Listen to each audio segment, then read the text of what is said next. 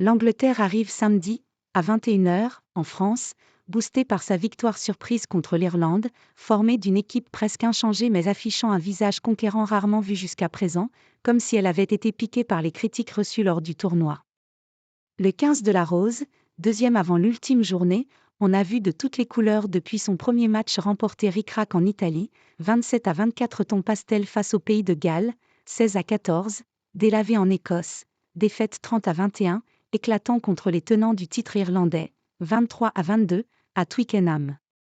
Le maillot était lourd contre l'Écosse, il était léger comme une plume contre l'Irlande, a résumé Matt Dawson, champion du monde 2003, dans sa chronique publiée sur le site de la BBC. Entre les deux matchs, Steve Borthwick a procédé à 3 changements de joueurs au profit du jeune ailier Emmanuel Fei-Wabozo, du deuxième ligne Georges Martin et du demi de mêlée Alex Mitchell, forfait à Édimbourg. Surtout, le sélectionneur a surpris l'Irlande et les observateurs avec une entame agressive et portée vers l'attaque, à rebours du plan de jeu attendu par son homologue Andy Farrell. Ce mélange de vitesse, puissance et adresse s'est concrétisé par un premier essai d'Ollie Lawrence après 4 minutes. Plus forte encore, les Anglais n'ont pas abandonné leur plan audacieux, même après avoir été menés août 2017 en début de seconde période, puis 20-22 à 7 minutes du terme.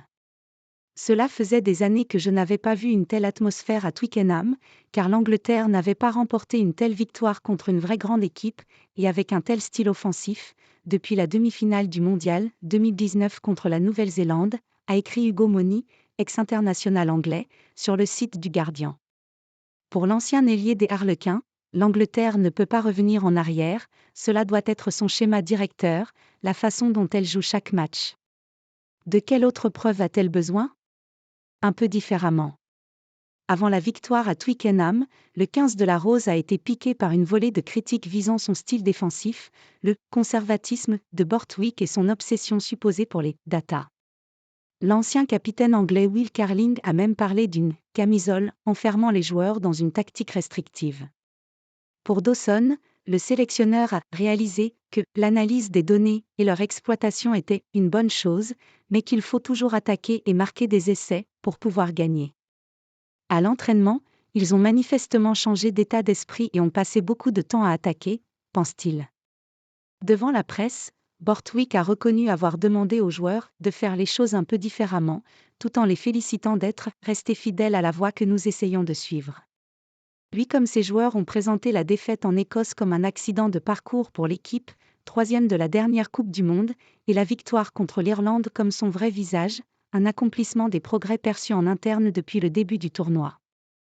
Le problème, c'est que les gens ne voyaient pas le travail que nous faisions à l'entraînement et comment nous étions bons à l'entraînement.